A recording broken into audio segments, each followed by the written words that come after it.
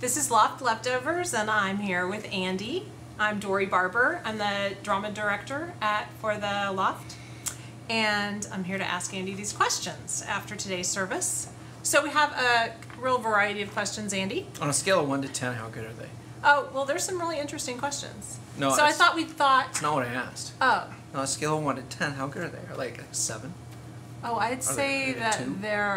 they range from we took out the zeros. Okay. And so they range from probably about a 3 to a 9. Okay. Okay. Let's go.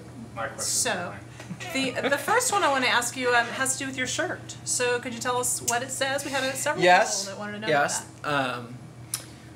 A friend of mine, Tyler Stevenson, is the leader of the Two Futures Project, which is a Christian-based anti-nuclear disarmament nonprofit. So you can Google Two Futures Project and learn about that. But the shirt is his. So. Okay, wait. So anti-nuclear disarmament. So our anti-nuclear weapons activist. I misspoke. He's an anti-nuclear weapons activist. He is for disarmament. Okay. I just wanted to be clear about that. Let's get that straight. Yes, okay. He's an anti-nuclear weapons guy, but he lobbies Capitol Hill. He travels around the country speaking about how we need to make the planet a more peaceful place. And he's actually, crosses the political spectrum.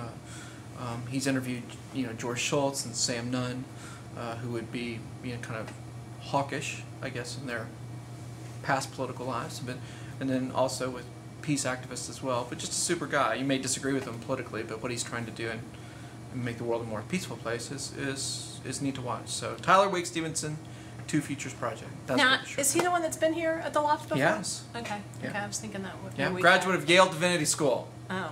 Yeah. You had to get that. Ivy League. You had to tell us. Oh, Yeah. You have a little.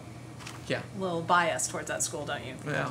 Okay. All right. Now, so on a different level, not talking about your shirt or anything else, is so at the Left we have people from all sorts of different theological spectrums, and we do?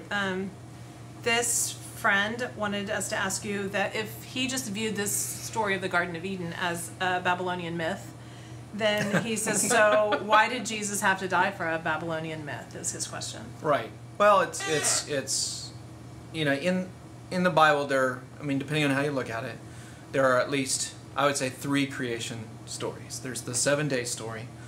On the first day God created, second day God created. Okay, and then there's the Garden of Eden story. And some people consider the flood story a creation story. That's a little bit of a stretch, personally, I think.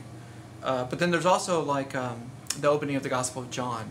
In the beginning was the Word, which is a Jesus-centered retelling of the creation story. In our Bible, those, or at least the first of those in Genesis, the 7-day story in the garden, are side by side. So we think that it's one continuous story when we read it in English, but when we read it in the original languages, it's very obvious that they're different stories. It's like reading Shakespeare's English and modern English side by side. Yes, you can tell it was the same language, but from a different time. So, it's in the Bible as a creation story. I have a little hard time calling it a myth, because I think what it accurately describes is our relationship, our God's relationship with creation, and God's relationship with us. And so I wouldn't want to discount it and calling it a myth so much. But why did Jesus have to die for it? I think that what Christ does is give us an invitation to get the garden back. And this is really where the series is going as we move towards Easter. We'll explain the biblical reasons for that later, but Jesus is here to open up a paradise for us, but on God's terms, where we took it as our own. Adam and Eve did, through the eating of the apple, the eating of the fruit, which they were prohibited from. We sort of took it under our own terms, and God punished us for that. And Jesus comes to give us an invitation to come back into paradise under God's terms, not ours. So the story, quote unquote, the story of the Garden of Eden, I think does a fantastic job of describing God's relationship with creation, God's relationship with us, what is broken about that relationship, and then when we add the teachings of Christ to that, how we can come back. So, I would invite that person who asked that question to get into the story. Put yourself in the story. How would you respond? Which character would you be? you know, where do you see creation broken in your world, and relate to it like that. And when we do that, I think we get a much richer understanding of why Scripture is what it is, and why that Garden of Eden story is there. So basically, I would answer his question, I think, by saying I would look at what it tells us about relationships, and therein we find a lot of truth. A lot of truth. Yeah. So, no matter how you interpret that story, the importance is to put yourself into the story. Exactly, I think so. I mean, it's you know, and then ask the question, how does that biblical story, you know, where do you find evidence of those same themes, the plots and characters working in life today? And that's really where Scripture becomes powerful, just for me, is that it's not just a story that happened long ago, or it's not written down to just describe how things used to be. It describes our world today, and paradise has obviously been lost. We live in a fallen, broken world, and you know, at least for me, part of me wants that back. So if the Garden of Eden story can tell me how to do that or help begin that conversation, that's a story I want to be part of. So yeah.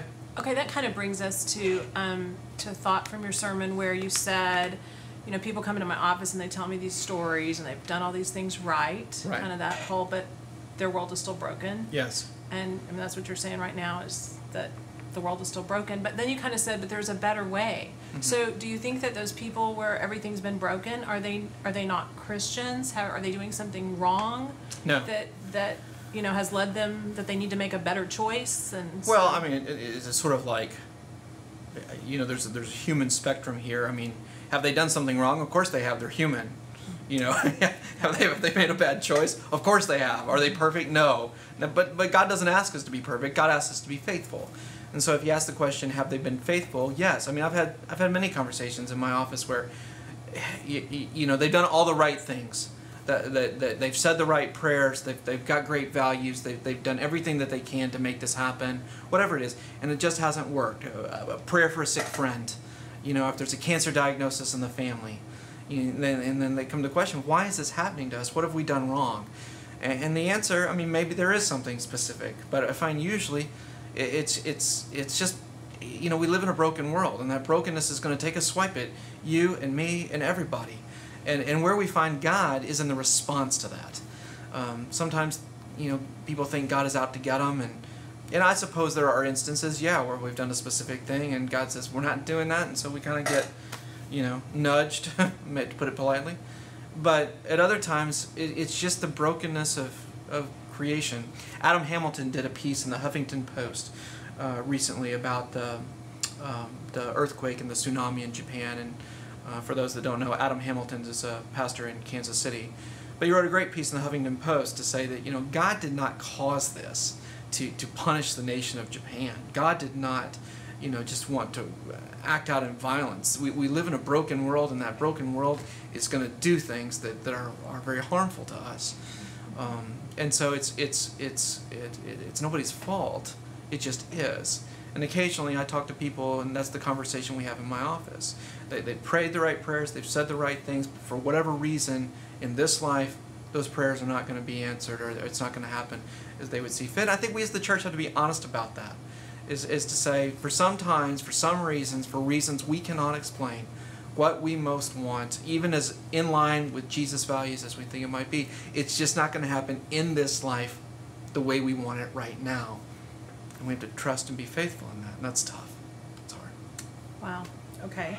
Good thing to keep in mind. Now, you know, with all this stuff going on in Japan and the wars and all that, there's definitely a lot of talk, you know, in some circles about end of the world. Yeah, Franklin Graham. Time. So do you have some, you know, wisdom for us on this? Do you think that the world's about to end, or what do you see about that? Yeah. Okay. I'll answer this the only way I know how. I have no idea. I don't know. I don't know when the world's going to end, nor do I think anybody else does. You know, and I just, yeah, every time there's a national disaster, there's going to be some Christian somewhere who pokes his head out of his hole and says, you know, all this is a sign of the end times. Well, Christian history is just littered with, God, I don't even know, thousands, millions of these sort of predictions, and they're just bogus. We don't know. Jesus is going to end this whenever Jesus is good and well ready. Could that be Tuesday? It could be Tuesday. But, I don't know. I'm planning on preaching next weekend, so, it's like I think we're still going to be around. But no, I think to read like that is to read the Bible in a very risky way, and we just don't know. Some things are God's to determine, and when it all ends, that's up to God. I'm good with that.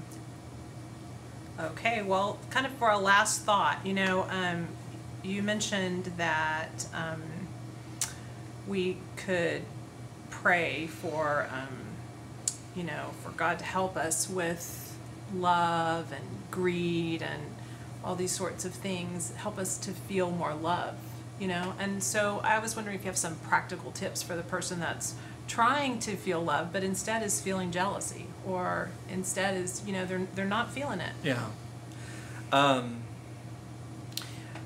In